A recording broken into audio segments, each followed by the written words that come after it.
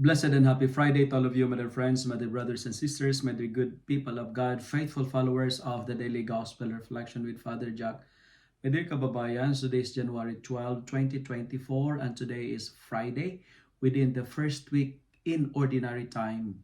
Our Gospel for today is from the beautiful and the wonderful account of the Gospel of Mark chapter 2, verses 1 to 12. Our readings for today speaks about, it speaks of different group of people insisting their desires. In our first reading, it speaks of a group of people insisting to have a king to govern them. All the elders of Israel gathered together and came to Samuel and asking Samuel to appoint a king to govern them. But God did not listen to the request because they rejected God. In our gospel, on the other hand, it also speaks of a group of four people carried a paralytic, insisting a healing for their paralytic friend, their paralyzed friend. They wanted Jesus to heal this man. And what's the message of our readings for today? Our first reading tells us that there are some requests needs to be refused for our good. Some petitions are denied because it is not good for us. Some of our prayers are not answered according to our plans because it will harm us. And on the other hand, our gospel present to us that some intentions are heard, some prayers are answered because it was done in a pure and upright intentions.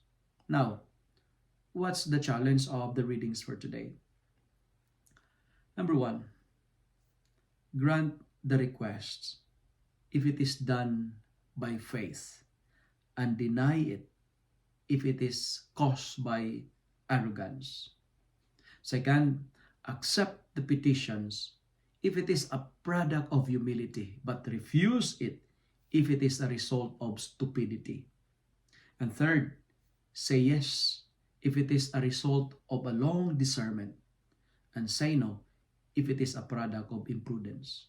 And finally, accept the request, accept the petitions if it is for the glory of God, and deny it if it promotes the exaltation of human. That's our readings. The message of our readings are trying to tell us today. And finally, our gospel also tells us that many of us are suffering from paralysis. Sometimes we are paralyzed, and there are so many people paralyzed, and they wanted to come closer to Jesus, but nobody moves them. Nobody reach out. Nobody dares and have the courage to destroy a roof. Today, my dear friends, my dear brothers and sisters, help the helpless. God cares for us. He does not want us to stay in our mat forever. My dear friends, the mat may represent all the things that makes us paralyzed. Maybe an experience, maybe your dark memories, your trauma, your stress, your concerns, your problem. And Jesus is telling us today, pick up your mat.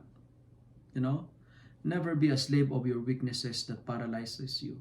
Never be a slave of your horrible and dark past that keep haunting you, that paralyzes you. It's time to stand up, pick up your mat, and go home renewed, go home healed.